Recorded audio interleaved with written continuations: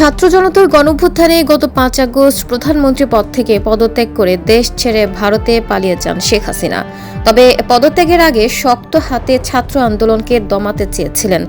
সবকিছু নিয়ন্ত্রণের বাইরে চলে গেলেও তিনি ক্ষমতার মসনদ ছাড়তে চাচ্ছিলেন না। এক পর্যায়ে পদত্যাগ করতে ৫ আগস্ট গণভবনে শেখ হাসিনার পা ধরেছিলেন শেখ রেহানা। নিউ ইয়র্কের মার্কস হোম কেয়ার এখন মিশিগানে। রোববার আন্তর্জাতিক অপরাধ ট্রাইব্যুনালে এক তদন্ত প্রতিবেদনে তথ্য তুলে ধরেছেন চিফ প্রসিকিউটর তাজুল ইসলাম। ট্রাইব্যুনালের বিচারকদের সামনে লিখিতভাবে তথ্য পড়ে শোনান তিনি।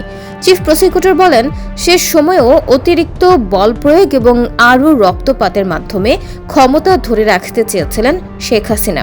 দেশ ছাড়ার আগে সোমবার সকাল 10:30 থেকে প্রায় 1 ঘণ্টা রাষ্ট্রীয় বিভিন্ন বাহিনীর শীর্ষ কর্মকর্তাদের চাপ দিয়েছিলেন তিনি। তবে পরিস্থিতি যে একেবারেই নিয়ন্ত্রণের বাইরে সেটা তিনি কিছুতেই মানতে চাচ্ছিলেন না।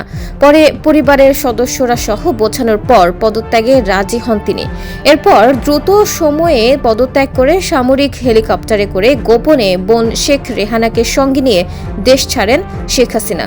দলীয় অস্ত্রধারী কর্মীদের নামিয়ে ৩ আগস্ট দিনভর সারা দেশে ব্যাপক সংঘাত ও প্রাণহানি ঘটনার পরও ছাত্র জনতার আন্দোলন সামাল দিতে পারেননি শেখ হাসিনা।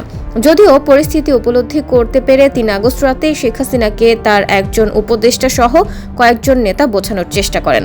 তারা সেনাবাহিনীর কাছে ক্ষমতা হস্তান্তরের পরামর্শ দেন বলে জানা গেছে। তবে তিনি তা মানতে চাননি, বরং ৪ আগস্ট থেকে কারফিউ আরও কড়াকড়ি করতে বলেন। ভোর থেকে কারফিউ কড়াকড়ি করার উদ্যোগ নেওয়া হলেও সকাল ৯টার পর থেকে বিভিন্ন স্থানে আন্দোলনকারীরা কারফিউ ভেঙে নামতে শুরু করেন। 10টা নাগাদ ঢাকার বিভিন্ন স্থানে জমায়েত বড় হতে থাকে।